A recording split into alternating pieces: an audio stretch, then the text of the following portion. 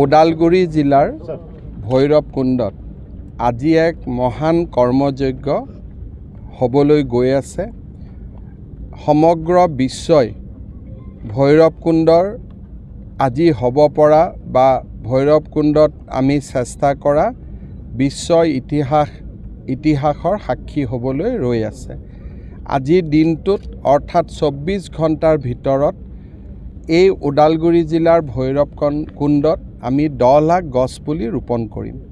24 ঘণ্টাৰ ভিতৰত ইয়াৰ আগতে 8,30,000 গছপুলি ৰোপণ কৰি পাকিস্তানে এক বিশ্ব অভিলেখ সৃষ্টি কৰিছিল। পাকিস্তানৰ বিশ্ব অভিলেখ ভংগ কৰি নতুন বিশ্ব অভিলেখ সৃষ্টি কৰাৰ বাবে আমি চেষ্টা কৰিম। অমৃত বৃক্ষ আন্দোলন 17 তাৰিখে সমাপ্ত হ'ব। 9 তাৰিখৰ পৰা অমৃত বৃক্ষ আন্দোলন আৰম্ভ হৈছিল। 9 তাৰিখে 22 কিলোমিটাৰ দীঘল গছপুলিৰ সুন্দৰ এটা আকৃতি নিৰ্মাণ কৰি আমি বিশ্ব ৰেকৰ্ড স্থাপন কৰাৰ দিশত অগ্ৰসৰ হৈছোঁ। 10 তাৰিখে 3.5 লাখতকৈও অধিক গছপুলি একে স্থানৰ পৰা বিতৰণ কৰি আন এক বিশ্ব অভিলেখৰ দিশত আমি গতি কৰিছোঁ। 11 তাৰিখে অনলাইন পাঠ্যক্ৰমেৰে 7 লাখতকৈও অধিক লোকক গছপুলি ৰক্ষণাবেক্ষণৰ ওপৰত প্ৰশিক্ষণ দি আমি আন এক বিশ্ব অভিলেখৰ দিশত গতি কৰিছোঁ। আজি ভৈৰৱকুণ্ডত বিশ্ব অভিলেখ সৃষ্টি হ'ব বুলি মই বিশ্বাস কৰোঁ। 15 তাৰিখে নাহৰকটীয়াত আমি এক বিশ্ব অভিলেখ স্থাপন কৰিম। তাৰ পিছত 16 তাৰিখে আমি মাৰ্ঘেৰিটাত আন এক বিশ্ব অভিলেখ স্থাপন কৰিম আৰু 17 তাৰিখৰ দিনা আমি 3টা বিশ্ব অভিলেখ আৰু 1 কোটি গছপুলি ৰোপণ কৰিম। এই অমৃত বৃক্ষ আন্দোলনে অসমত পৰিৱেশ ৰক্ষণাবেক্ষণৰ ওপৰত এক বৃহৎ সজাগতাৰ সৃষ্টি কৰিব। মই ৰাজ্যৰ বন বিভাগ আৰু বিটিআৰ প্ৰশাসনক আজি ভৈৰৱকুণ্ডত লোৱা অনবদ্য প্ৰচেষ্টাৰ বাবে ধন্যবাদ জনাইছোঁ। ইয়াৰ ৰক্ষণাবেক্ষণৰ ক্ষেত্ৰত স্যাৰ কিবা দায়িত্ব অহা কিছুদিন যেতিয়ালৈকে বৰষুণ অলপ আমি দেখা নাপাওঁ তেতিয়ালৈকে 250 স্বেচ্ছাসেৱক আমি ইয়াক নিয়োগ কৰিম, যোনে নেকি গছপুলিবোৰ ৰক্ষণাবেক্ষণৰ চেষ্টা কৰিব। আৰু আমি আশা কৰিছোঁ যে আমি 70% ছাৰ্ভাইভেল ৰেট আমি পাম। তেনেকৈ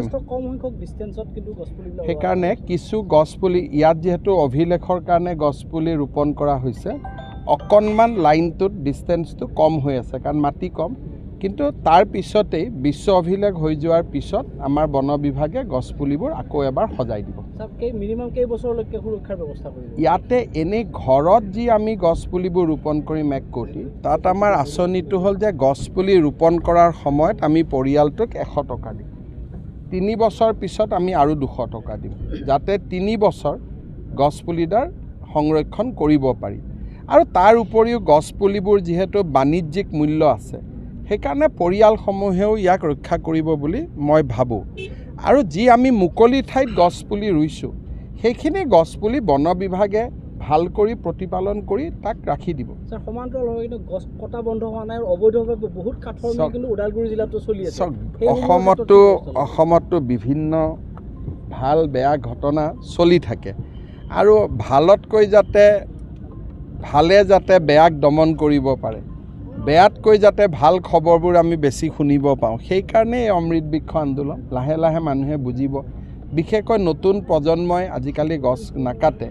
এটা চাম আছে, বিভিন্ন কাৰণত তেওঁলোকে গছ কাটে, আইনসংগত ব্যৱস্থা আমি লৈ আছোঁ আৰু এই ধৰণৰ আন্দোলনে তেওঁলোকৰ ওপৰতো কিছু প্ৰভাৱ পেলাব বুলি মই আশা কৰোঁ। বিদ্যালয় মহাবিদ্যালয় এই প্ৰচেষ্টাটো কৰিব বিদ্যালয় মহাবিদ্যালয় ইতিমধ্যে আমি যিটো মেৰা মাটি মেৰা বন্ধন এই কাৰ্যসূচীৰ দিনাখন আমি পঞ্চায়তসমূহত 75ডালকৈ গছপুলি বিদ্যালয় মহাবিদ্যালয়ত ৰোপণ কৰিছোঁ।